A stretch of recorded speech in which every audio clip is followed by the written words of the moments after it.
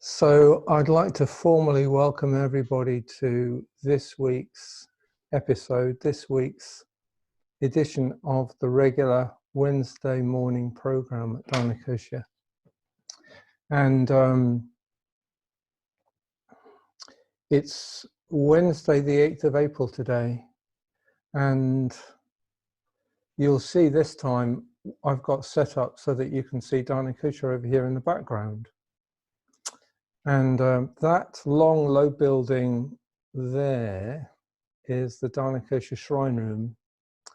And normally when I'm leading a retreat, I'm in there looking this way. So it's the other way around now with the shrine room in the background.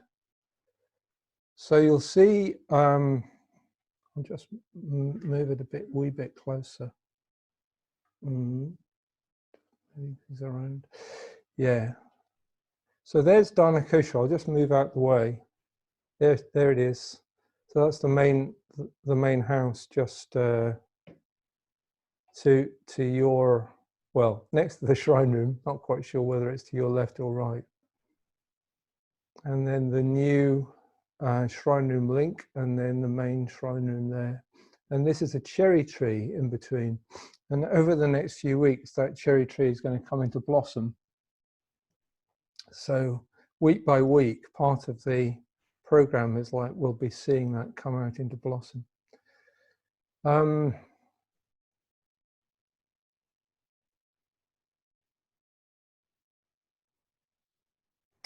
So just for the duration of the next hour or so while we're together, then you can just imagine yourself back here. If you've been on retreat before, just imagine yourself back here at Dharma again. The theme of this week's program is "There is suffering, yet spring is here." And when I just came up with that, I came up with it yesterday, and it just 7 words. And I thought, okay, that'll do for a title. But I've been pondering on the meaning of that, and there's a lot of significance in both parts of the sentence. There is suffering, that's huge. I mean, you could have a whole retreat on that. You could have a whole week on it. You could meditate on it for a year. We've only got an hour, but I want to make plenty of space for that. Just there is suffering. And then spring is here. I want to make space for that too.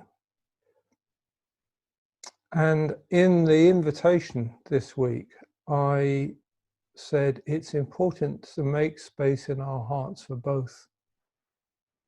There is suffering and spring is here.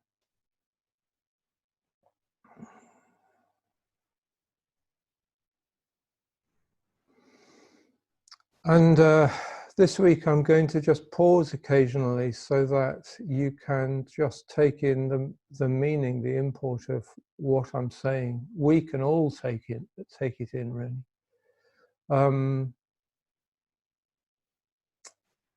And those 3 words, it's about the acknowledgement of human suffering. Right at the beginning of the Buddha's teaching, about 2 months after he became the Buddha, after his enlightenment, when he went to seek out his disciples and start teaching them the Dharma, this is what he taught them. Now, this is the tradition anyway. I don't know if this is exactly, literally, historically what happened chronologically, but there is an ancient tradition in Buddhism that this is the very first discourse he gave, and it's a discourse that came to be called the Four Noble Truths. And the very first of those truths is simply, there is suffering. So I'm going to make space for that today.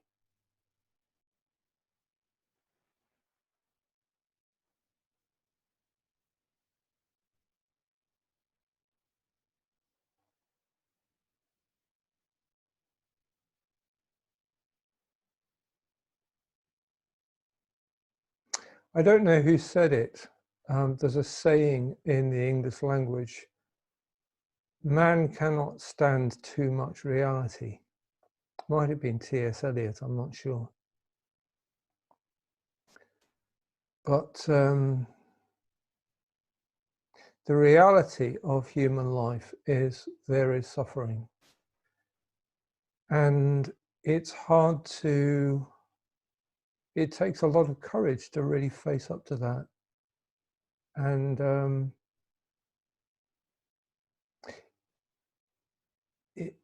it needs to be pondered, contemplated. Not contemplated in a morbid sort of a way, just to indulge in a kind of gloominess and just to make yourself miserable, but pondered in order to find the ultimate peace and fulfillment.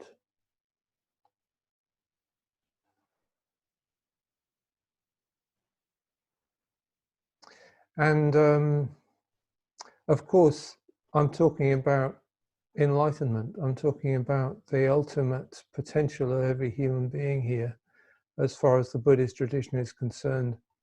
And in order to realize the ultimate peace and happiness, the ultimate happiness, there's a whole set of practices that are needed. And people need to train in the whole array of practices, and they're all complementary. Mindfulness is an essential part of that, learning mindfulness, learning how to be present, learning how to let go of distractions and give something your full attention if you're going to benefit from it. It's one of the fundamental truths, at least.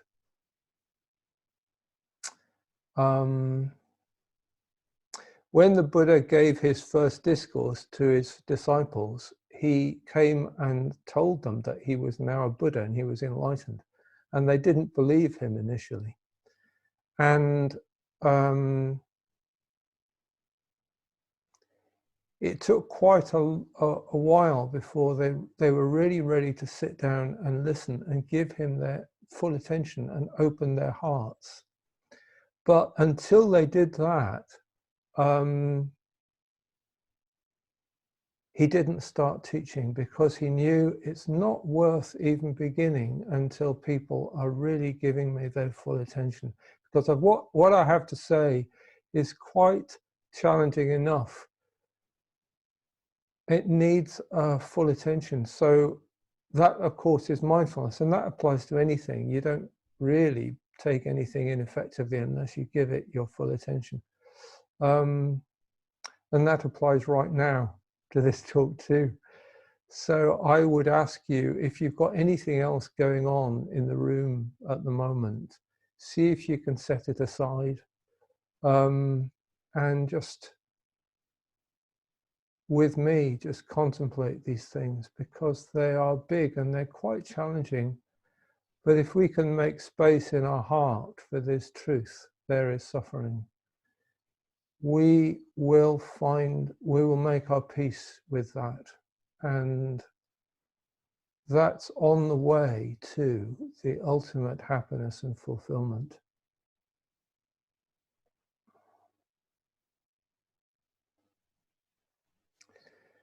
And part of the path, part of the journey, is to fully open to the other half of the title, which is, yet spring is here.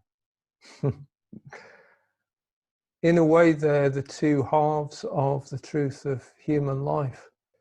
There is a lot of suffering, and yet there is a lot of beauty. There is loveliness, if we can only open our hearts and appreciate that loveliness.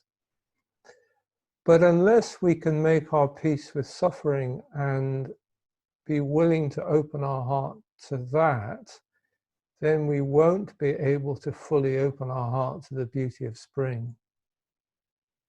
And it goes the other way too. If we can open our heart to the beauty all around us, that will make it easier to fully open up to the pain. the two go together.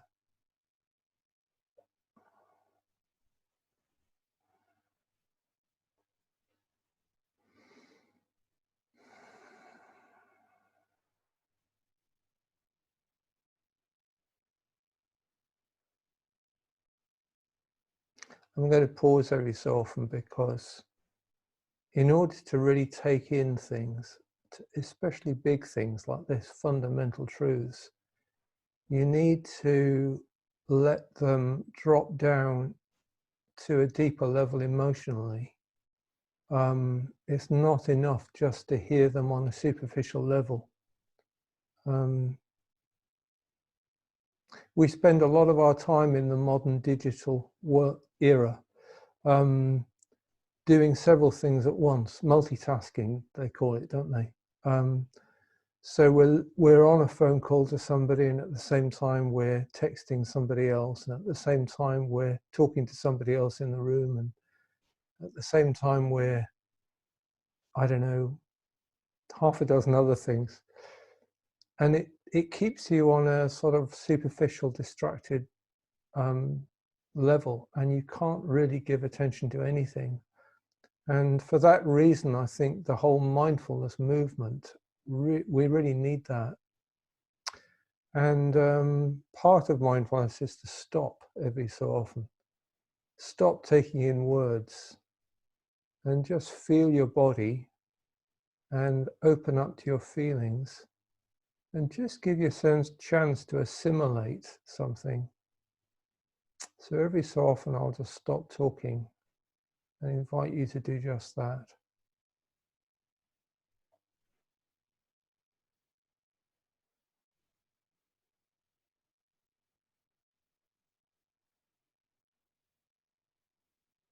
So just feel your body and the sensations in your body.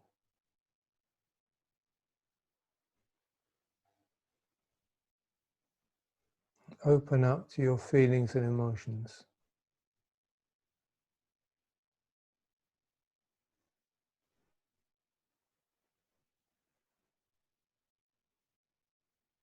You may have been experiencing quite a lot of suffering recently, in which case it's probably there in your body, manifesting as an whole array of tensions and kind of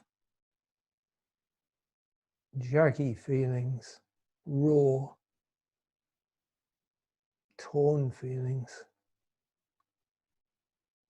Emotional pain is hard to bear.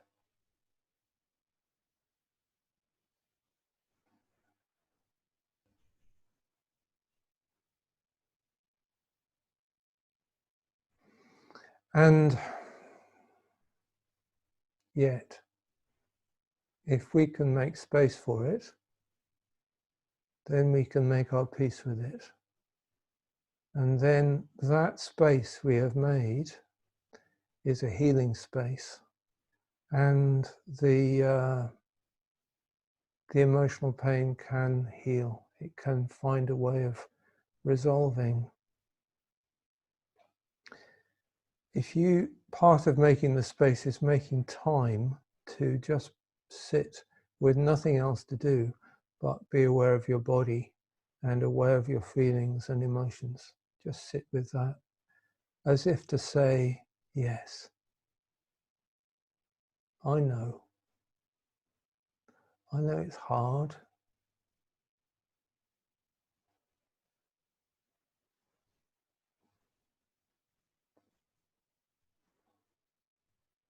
I know. Yes, it's hard, it hurts. Yes.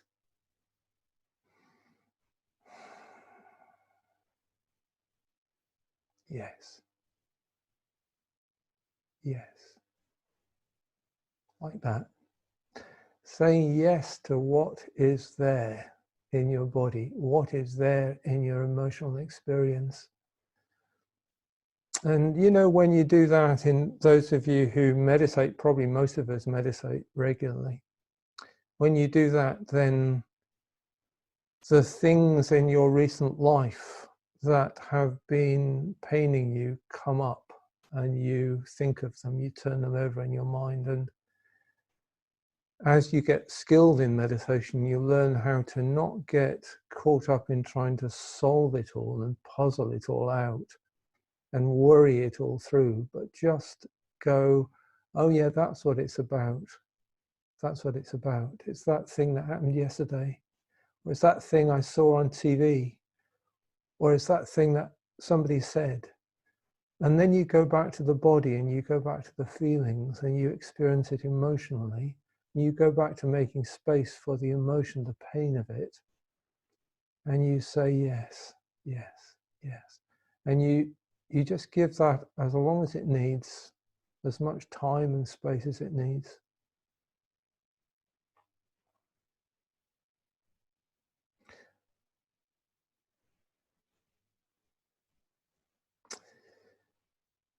A lot of us are feeling a lot of suffering just now during the corona pandemic.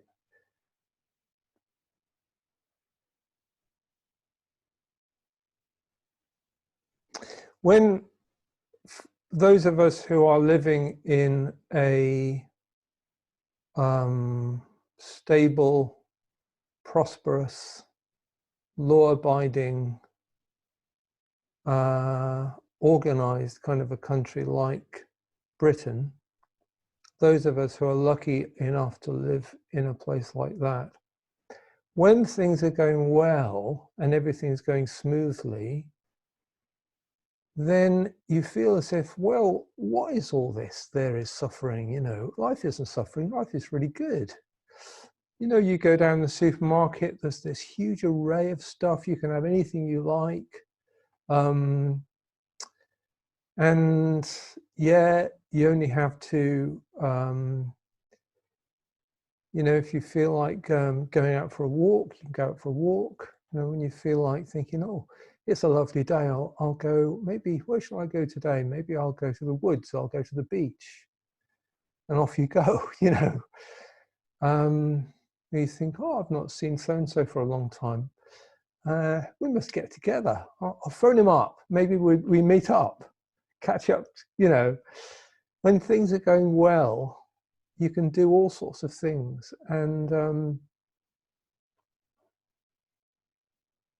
And when you watch the medium, the mass media, you know, a lot of what you see is advertisements with people who seem to be quite happy and relaxed and healthy and doing all sorts of happy things because they've got the thing, you know, that you need to be happy, you know, the car or the house or whatever it is that they're advertising. It's easy to think, oh yeah, that's what it's all about. You know, once you've got the car and the house and the ideal relationship, and oh yeah, well, you need to go on holiday to the ideal place, of course, and maybe a cruise or flight.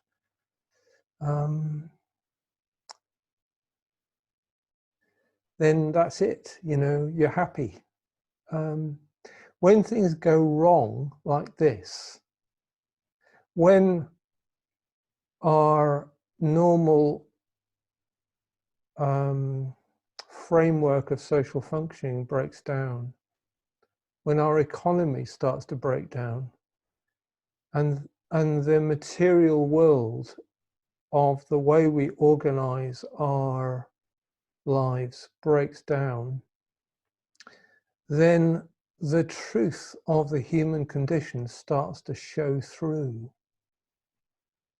When things are going well, it's like partially hidden behind this veil of everything's fine. But when things starting to break down, then the truth starts showing through from underneath. The veil is pulled aside and you see it.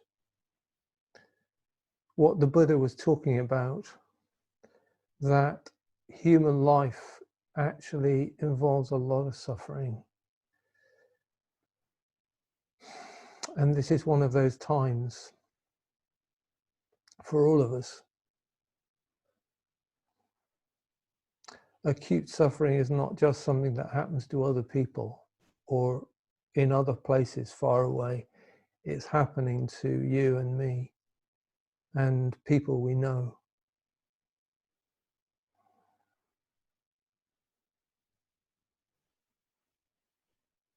And it's hard to be with all of that, isn't it? It's really hard to be with all of that. It's hard to be with the suffering of you and your family situation, or you and your loneliness and your social isolation. It's hard to be with the knowledge that maybe a friend of yours is ill at the moment and you don't know if they're going to get better. Or you have an elderly relative who is in a nursing home and you might know that they might get ill and you won't be allowed to go and visit them because of social distancing.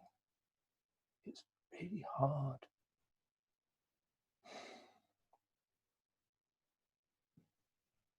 Isn't it? And at the same time, we're aware of what's going on in other parts of the world as well. These days, because of the mass media, because of the global news network, we're aware of what's going on in other countries. And people in other countries, some of them are suffering much worse than in our prosperous, technologically advanced societies over in the modern West, in Western Europe. You may be watching this in one of those countries, you know, a country like India, for example, where when the lockdown began, about 1/3 billion people who didn't have a home to go back to and lock themselves into, and a store of food and a store of money, they had nowhere to go back to and lock themselves in. They were suddenly at risk of not just homelessness but starvation, because these are the people in Indian society who earn their living from day to day and they don't have savings, they don't have a stock of food. If they don't earn their living that day, if they can't find work that day, then they go without food. About 1/3 billion people in India live like that. So suddenly when the lockdown happened, 1/3 billion people had to leave the cities and walk back to their home villages, if they had one, and beg for food. And they were suddenly faced with the real threat of starvation.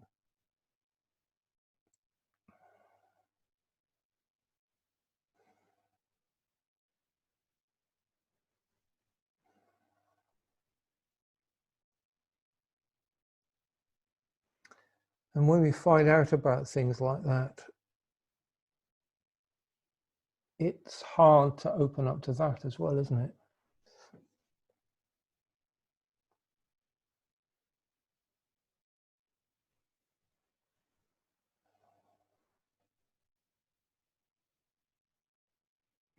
And even in our own country, we're aware of people in hospital.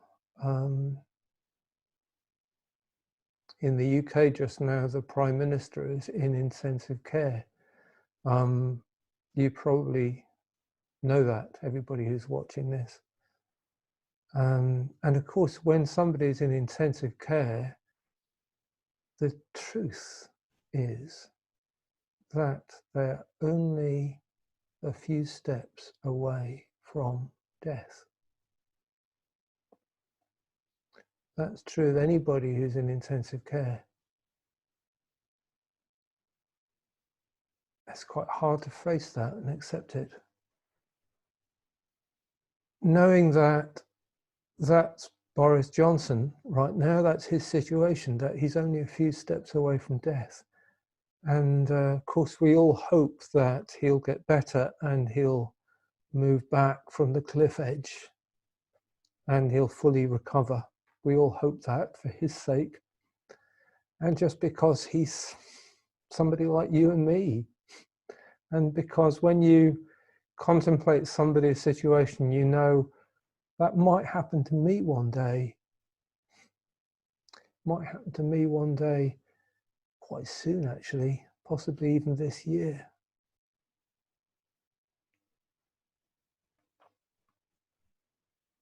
It's quite hard to open up to that, isn't it?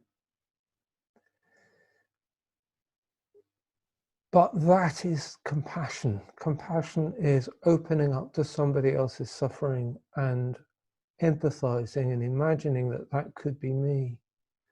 Because when you do empathize with somebody else's suffering, that's what's involved. It's an imaginative contemplation of how that could be me.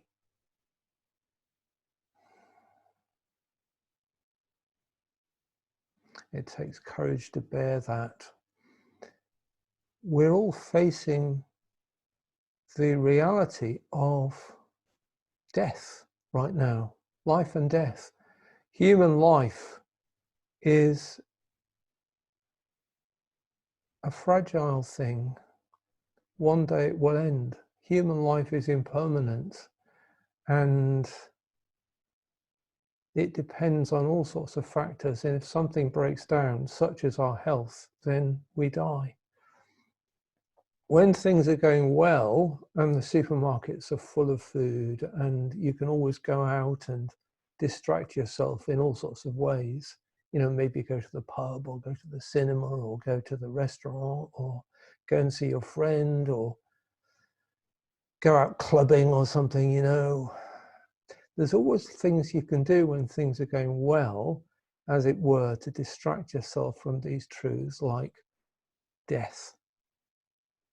When we are restricted and deprived of lots of distractions, it's not so easy.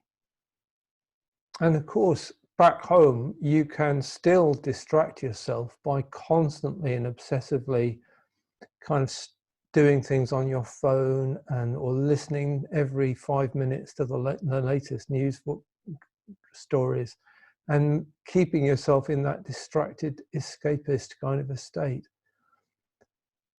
But it doesn't solve the problem of suffering. What solves the problem of suffering is making your peace with suffering. And to do that, you have to make space for it and acknowledge that there is suffering and feel the pain. Let yourself feel the pain. In other words, turn towards the person who is hurting out of compassion for that person, who is you. Turn towards this person, yourself. Make space for this person out of self-compassion. If you can't do it for yourself, you won't be able to do it for anyone else. It starts with self-mindfulness. And self-mindfulness includes self-compassion.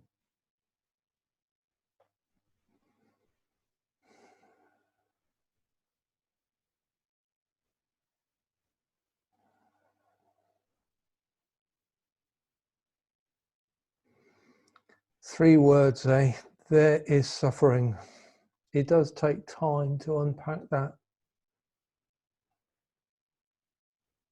I've been talking for half an hour already, and I've only just begun.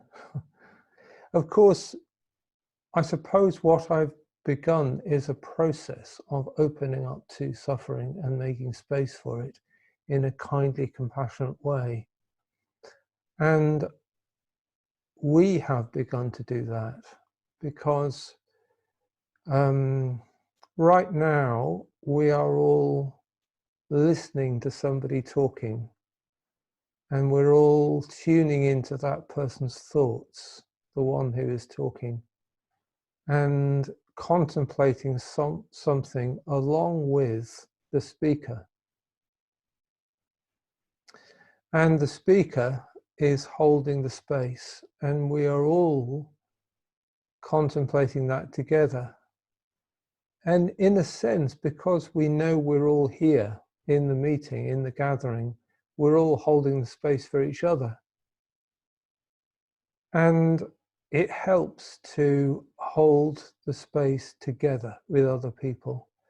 When you're opening up to something that's hard to face, to not have to face it on your own, but to have a sense that you're doing it in company together. It makes it easier, doesn't it?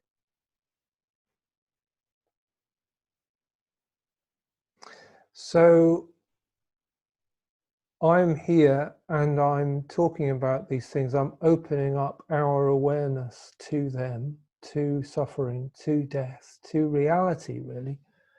And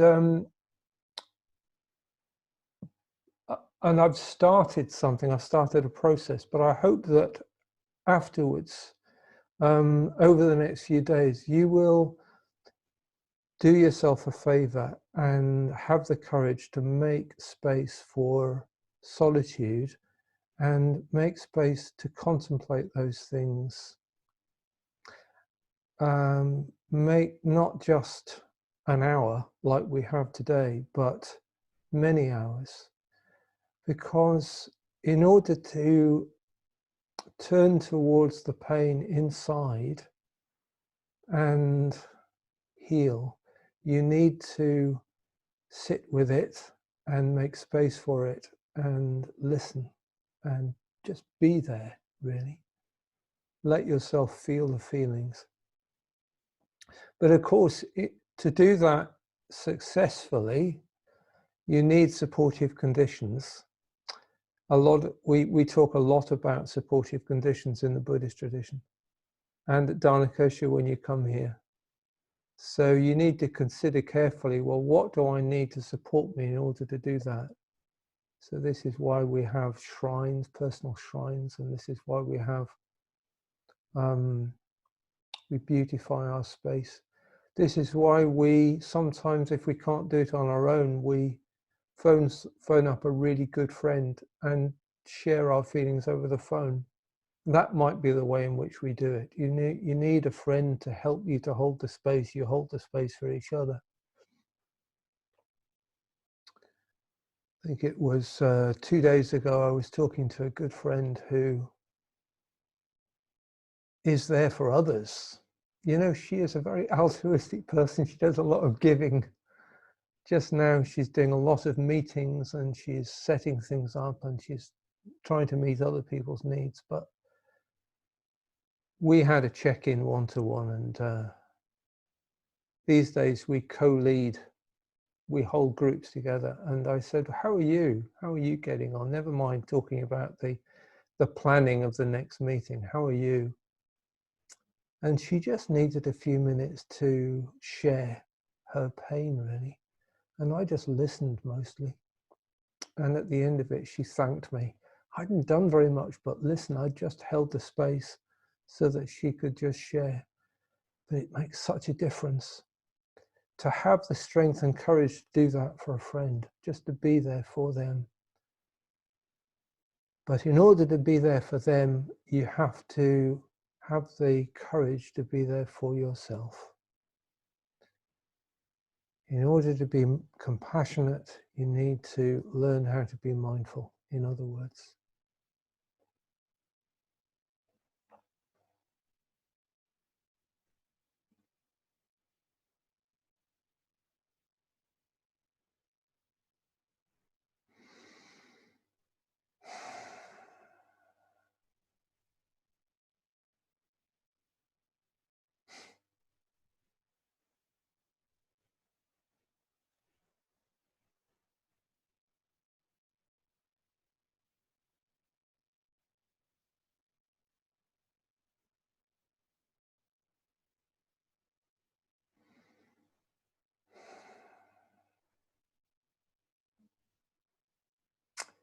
It's a hard thing being a human being. That's the truth. It's hard being a child. It's hard being an adolescent. It's hard learning how to be a young adult. It's hard being middle-aged.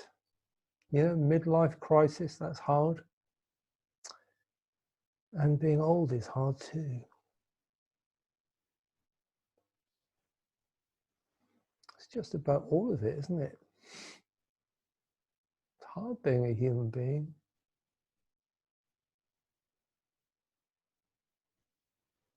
This is what the Buddha meant when he said, there is this noble truth of suffering. Birth is suffering. Aging is suffering. Sickness is suffering. Death is suffering. Being separated from those we love is suffering. Having to be with what you loathe is suffering. Not getting what you want is suffering. What you expect to happen is suffering. And the 5 kinds of clinging, in short, the 5 kinds of clinging are suffering.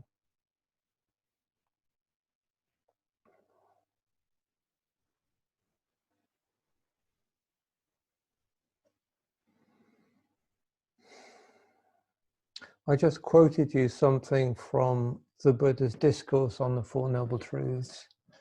And when he was talking about the first truth, there is suffering, that's what he said. He went through all the different kinds of human suffering, including aging and sickness and death. But also he mentioned being separated from those we love. And he talking about having to be with what we loathe.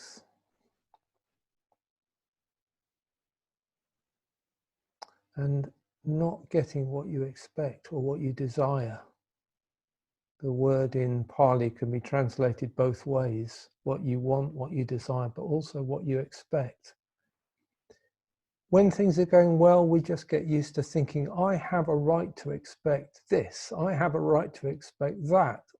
You know, I have a right to expect the chance to go and roam in the, you know, the freedom to ramble. You know, there's a long tradition of it, rambling around in the national parks, you know. Everybody's got a right to do that every time they like. We've learned to expect that. That's how it should be. That's how things ought to be. And yet now we can't have what we want. We can't have what we have been led to expect. Or rather, at least in the UK, we have been asked, we have been requested to let go of that. And for the sake of other people, for the sake of lives, for the sake of their lives.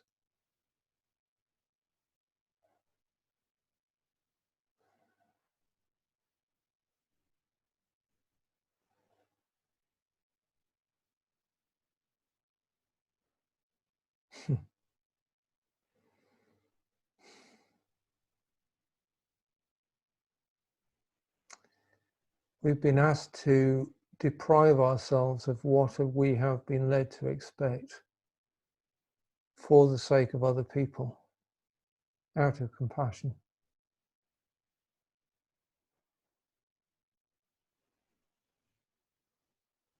It's hard though, isn't it?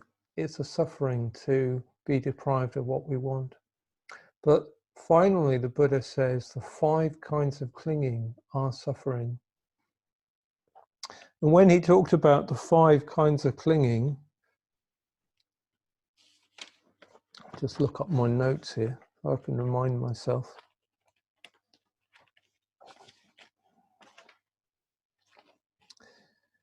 Clinging to material things, clinging to feelings of pleasure or pain,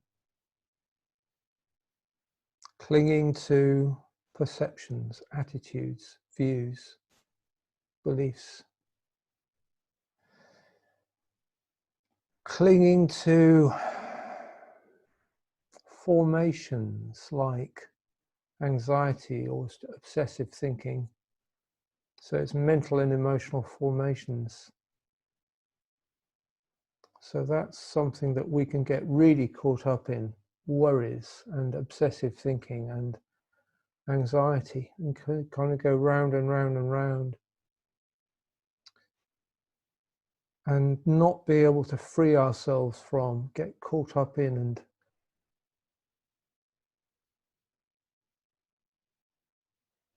And finally, he said, clinging to experiences.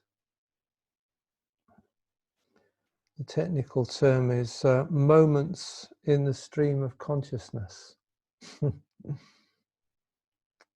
You might call experiences, but it's reminding you that all experiences are ephemeral and they just stream by in this stream of consciousness. And what the Buddha was saying was that life is difficult enough, but when we cling on to things in this angry, possessive, rigid way, this blaming kind of a way, as if to say, this is how it should be, this is how it should be.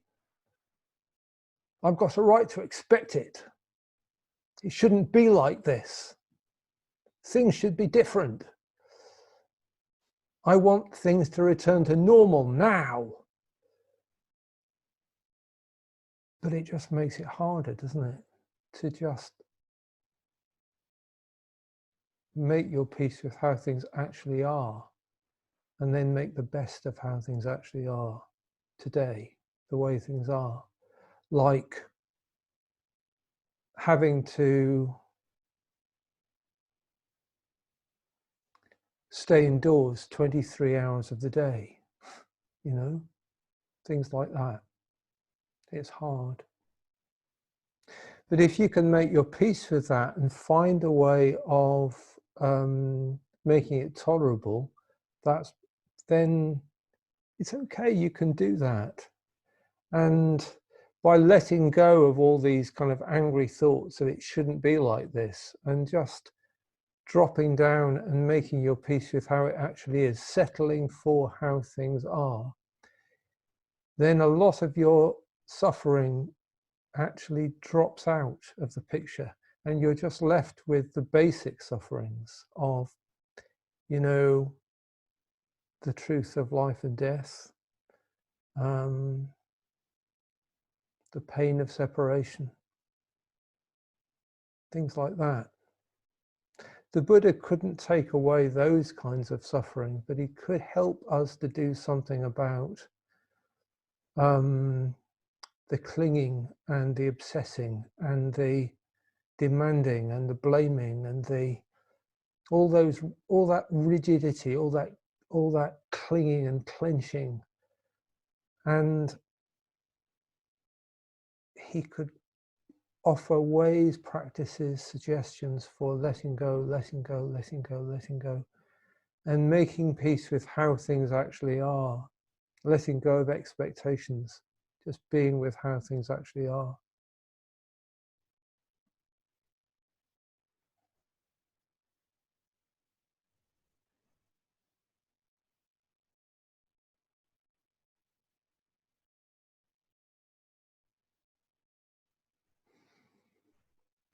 So that was the first 3 words.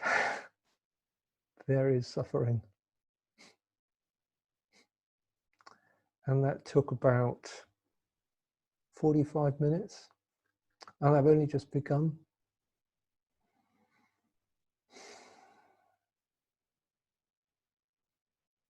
And then the other 4 words are also true here. Thank goodness. Yet spring is here.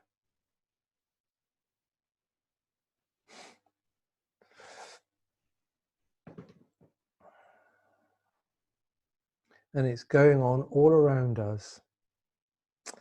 And even if you only get 60 minutes outside because you have agreed, out of compassion, out of consideration for others, to have restricted your exercise to 60 minutes. Number one, it's worth making the most of those 60 minutes, maybe doing some mindfulness meditation before you go out and leaving your phone behind, and then going out and really attending to your senses and making the most of every precious minute and stopping and looking. And if you come to a tree, don't just walk past, but go up close and commune with the tree, touch the bark of the tree, smell the tree, gaze close, see all the tiny life in the bark of the tree, and then look right up to the sky and the branches and look right down to the roots and get that sense of this being here that I'm communing with is such a good example to me in how I need to be rooted and grounded and opening up to the sky. If only I could be like that just for a few minutes now. I'll spend some of my precious 60 minutes just standing here with my hand on the bark of the tree, communing with the tree, and maybe learning how to be more like that tree, grounded and open like the tree.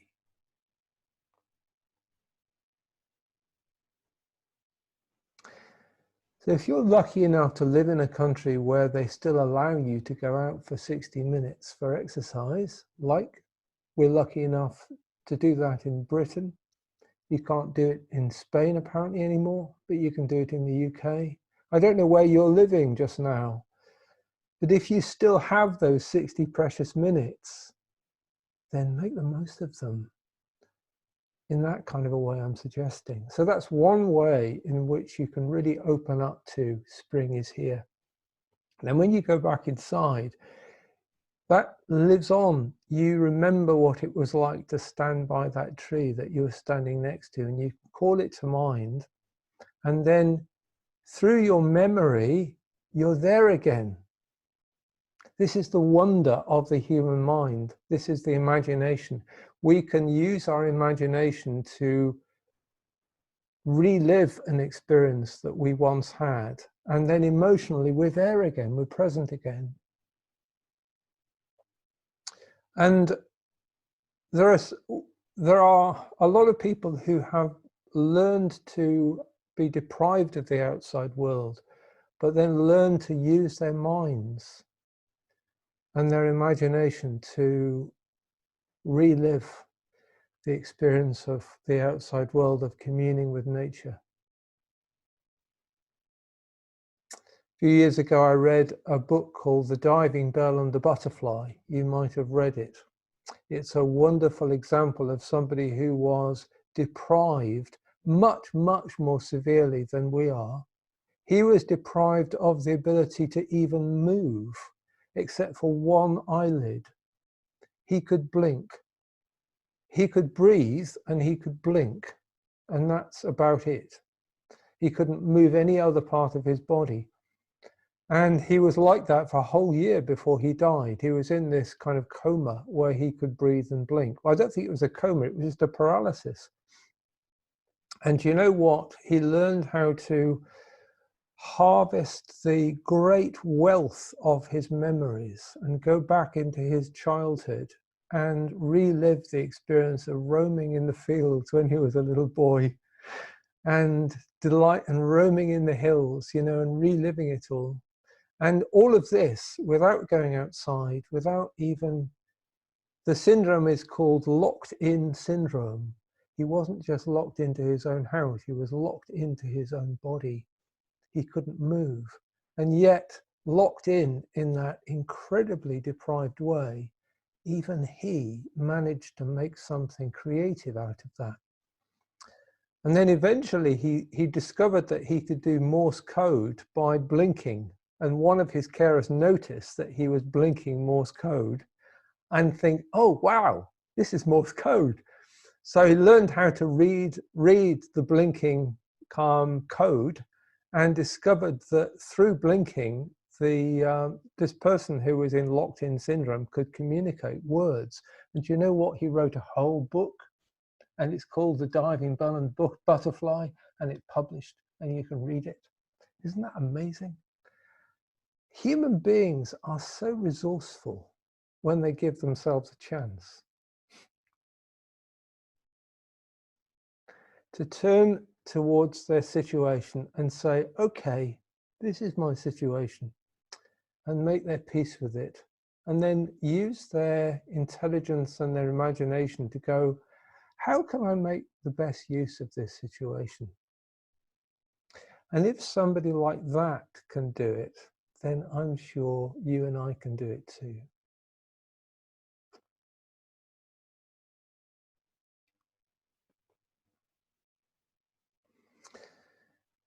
There is spring, and it's going on all around us right now.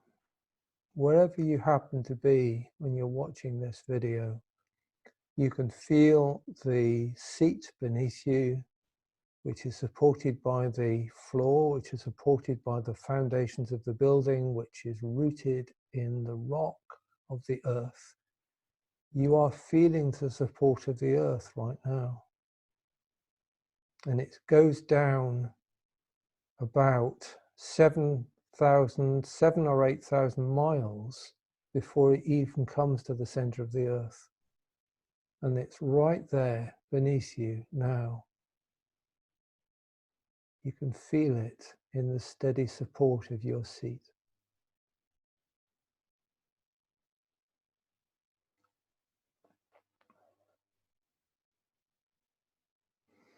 And beyond these four walls around you, if you're sitting in a room, there are the trees, there are the blossoms, there are the leaf buds, there are the spring birds making their nests.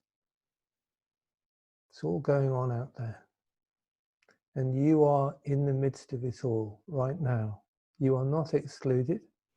There happen to be four walls, but that is no matter. That's no problem to the imagination. You know it's all going on out there.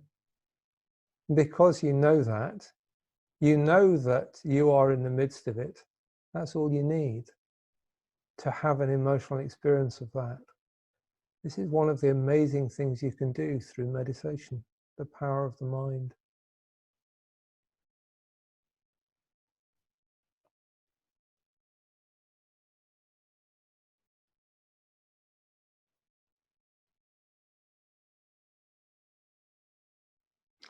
I only have a few minutes left with you before I bring this to a close, but I just wanted to mention that yesterday I went out on a little nature walk in the grounds of Dharma because I wanted to share it with you. And I filmed the whole thing, and then I spent several hours trying to solve the technical problems of how to get it off my iPad and onto a machine which could upload it. And we're still working on it. We have a few technical issues, but I really want to share it with you so that at least in your imagination you can watch that and you can sort of come along with me and see the things that I saw.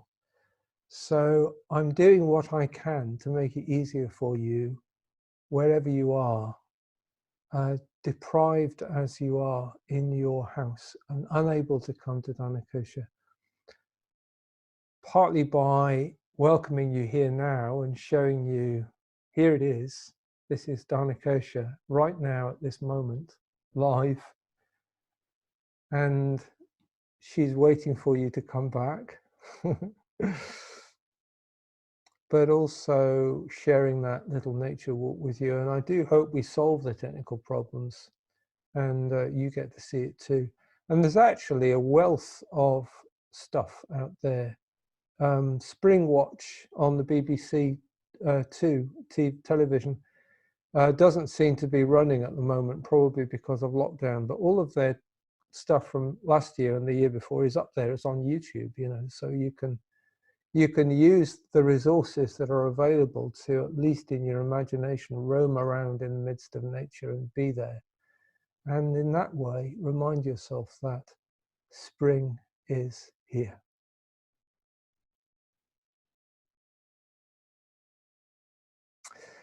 So I'll bring it to an end now, and I really did need the whole hour to do justice to those 7 words, didn't I? There is suffering, yet spring is here.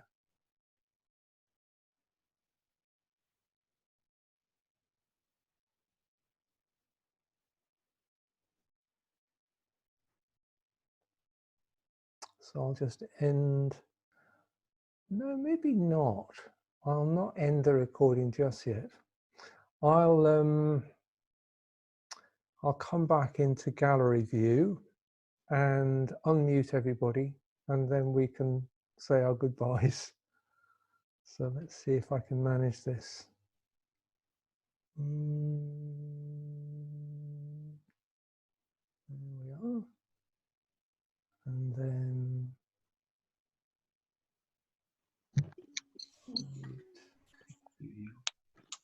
Thank you. ah, Thank you. hello again. Bye. Thank you. Bye. Thank Thank you so much. Bye. Thank you. Thank you, everybody. Thank you for coming. Come back next week. We will. Same time, same Well. channel. See you next time. Bye. Cherry tree is going to be a little bit more in blossom next week, and a little bit more the week after. Bye all. Go well. Bye, everybody. Bye. Really good. Thank you. Fabulous. Yeah, very good. Really good talk. Thank you. Yeah. Thank you, Loretta. Thank you. Yeah. Wonderful. Thank you.